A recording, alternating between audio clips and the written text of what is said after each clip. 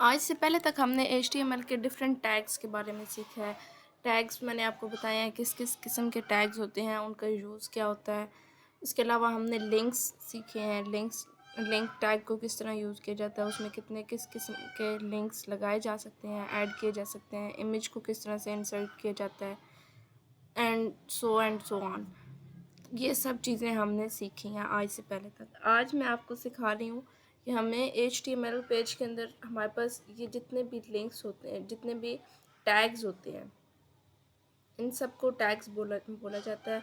Head tag है, metre tag है, link, title, body. इन सब टैग्स के बारे में भी आपको पता होना चाहिए, क्योंकि ये क्या होते हैं, हमारी बेस होती है। ये जितने भी टैग्स हैं, ये हमारी HTML का पेज बनाने के लिए ये सारी हमारे पास बेसिस हैं। इन बेसिक्स का भी हमें पता होना चाहिए कि ये क्या है और ये किस वजह से है, इनका क्या यूज़ है, कितना यूज़ है हमारी लाइफ के अंदर, हमारे पेज के अंदर इनकी कितनी इम्पोर्टेंस है। सबसे पहला जो हमारे पास टैग होता है, डॉक्स टाइप HTML का टैग होता है। डॉक्स टाइप का मतलब होता है कि हमारे पास डॉक्यूमेंट की क्या टाइप है। तो हमने बताया कि हमारे पास डॉक्यूमेंट की HTML टाइप है। हम जितना भी यहाँ पे वर्क करेंगे वो HTML के अंदर वर्क करेंगे। उसके बाद हमने बताया है कि हमारी HTML की लैंग्वेज क्या होगी। लैंग लिखा हुआ है, EN लिखा हुआ है, तो ये इसका मतलब है कि हमारे पास HTML की लैंग्वेज क्या होगी। HTML की लैंग्वेज हमारे पास इंग्लिश, हम इंग्लिश यूज़ कर रहे हैं तो वही लैंग्वेज हम रखेंगे। उसके बाद हमारे पास एक पोर्शन आता है, एक टैग आता है हेड का। हेड टैग के अंदर हमारा सारा डाटा स्टोर होता है। ओवरऑल अगर मैं आपको बताऊं कि हेड के अंदर हमारे पास स्टोर होता है कि हमारी, ये देखें, मीटर डाटा हमारे पास मौजूद होता है हेड सेक्शन के अंदर। हेड टैग के अंदर हमारा डाटा का डाटा मौजूद होता है कि हम कौन सा डाटा यूज़ कर रहे हैं, उसका क्या मकसद है, उसका क्या काम है। ये सब चीज़ें हम हेड पोर्शन के अंदर रख रहे होते हैं। मीटर डाटा, डाटा का डाटा यूज़ करती है। उसके बाद लिंक देखें। लिंक टैग भी हमने पहले भी पढ़ा है, अभी दोबारा भी बता रही हूँ कि हमारे पास जो सबसे इम्पॉर्टेंट थिंग होती है, इम्पॉर्टेंट चीज़ होती है, वो होती है लिंक। हम डिफरेंट चीज़ों को यहाँ पे लिंक कर रहे होते हैं, डिफरेंट पेजेस को, इमेजेस को लिंक कर रहे होते हैं, तो वो जितने भी लिंक्स होते हैं हम उनको हेड पोर्शन के अंदर रखते हैं। नेक्स्ट हमारे पास हेड पोर्शन के अंदर एक टैग होता है टाइटल का।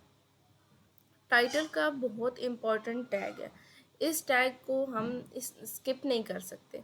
ये नहीं कह सकते कि इस टैग को अगर हम स्किप कर देंगे तो भी हमारा काम चल जाएगा। टाइटल बेसिकली हम यूज़ करते हैं SEO पर्पज़ के लिए, सर्च इंजन ऑप्टिमाइजेशन के लिए टाइटल को यूज़ किया जाता है, ताकि इसके अंदर हम अपना जो भी हम अपने पेज का जो नेम रखेंगे, जो टाइटल रखेंगे, तो सर्च करने में हमें ईज़िली वो अवेलेबल होगा इंटरनेट पर। हम जितना भी डिफ़िकल्ट टाइटल रखेंगे तो हमें मुश्किल होगी सर्च इंजन में उसको लाने के लिए, सर्च करने के लिए, इंटरनेट पे सर्च करने के लिए मुश्किल होगी। तो हमें टाइटल इंतहाई सोच समझ के और ध्यान के साथ रखना चाहिए टाइटल, कि मुझे ऐसा टाइटल रखना है जो मेरी सर्च इंजन में जल्द से जल्द आ जाए।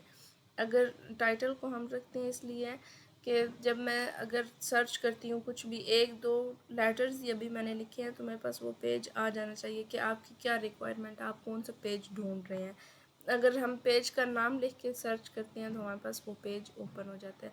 इसलिए टाइटल टैग को यूज़ किया जाता है एंड बहुत केयरफुली इसको यूज़ किया जाता है। उसके बाद हेड पोर्शन के अंदर बस इतने से ये बेसिक टैग्स आते हैं।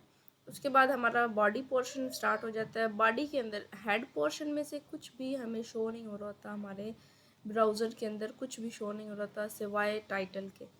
टाइटल एक हमें शो हो रहा है हमारी बार के अंदर। जब हम ब्राउज़र ओपन करते हैं तो हमारी टाइटल बार के अंदर हमें हमारा टाइटल शो हो रहा होता है बस। अदरवाइज़ हमें कुछ भी, ये मीटा डाटा में से कुछ भी शो नहीं हो रहा था हमारे ब्राउज़र पेज के अंदर। जो कुछ हम बॉडी के अंदर लिखते हैं, बॉडी पोर्शन के अंदर लिखते हैं, वही सब चीज़ें हमें शो हो रही होती हैं। एक टैग हम यूज़ करते हैं बॉडी के अंदर, एक टैग हम यूज़ करते हैं स्टाइल। स्टाइल को मैंने आपको बताया था, स्टाइल टैग को हम यूज़ करते हैं स्टाइलिंग करने के लिए। अब वो स्टाइलिंग कुछ भी हो सकती है। हम अपनी बॉडी का कलर चेंज करना चाहते हैं, जो हमने इसमें पैराग्राफ लिखा है, जो हेडिंग्स दी हैं उनका कलर चेंज करना चाहते हैं, उनको मार्जिन देना चाहते हैं, पैडिंग देना चाहते हैं, उनकी फ़ॉन्ट साइज़ चेंज करना चाहते हैं, ये कुछ भी, जो भी चीज़ अगर हम HTML पेज के अंदर कुछ भी ये चेंजिंग करना चाहते हैं, CSS की सारी चेंजिंग करना चाहते हैं, तो उसके लिए हम स्टाइल टैग को यूज़ करते हैं। स्टाइल टैग को यूज़ करते हुए हम HTML के अंदर CSS को यूज़ करते हैं। उसके अलावा हमारे पास एक टैग होता है स्क्रिप्ट टैग।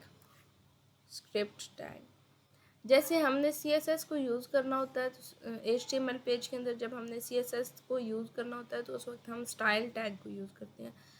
बिल्कुल इसी तरह से अगर हमने HTML पेज के अंदर थोड़ा बहुत जावा को यूज़ करना हो, जावास्क्रिप्ट को यूज़ करना हो, तो उसके लिए हम ये स्क्रिप्ट टैग यूज़ करते हैं।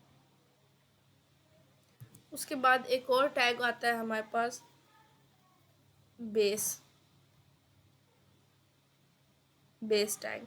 देखिए बेस टैग भी इसका ओपनिंग एंड क्लोजिंग टैग नहीं है, एक ही टैग है। स्टाइल का भी ओपनिंग टैग भी है, क्लोजिंग टैग भी है, स्क्रिप्ट का भी ओपनिंग एंड क्लोजिंग टैग है, लेकिन बेस का ओपनिंग एंड क्लोजिंग टैग नहीं है। इसके अंदर भी हम बेस को हम यूज़ करते हैं, जैसे लिंक को यूज़ करते हैं, बिल्कुल ये इस्तेमाल बेस का भी है।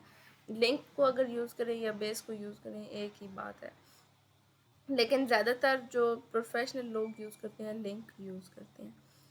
इसके अंदर भी हम अपनी अगर इमेज इंसर्ट करना चाहते हैं या कोई पेज किसी पेज का लिंक लगाना चाहते हैं वो लगा सकते हैं।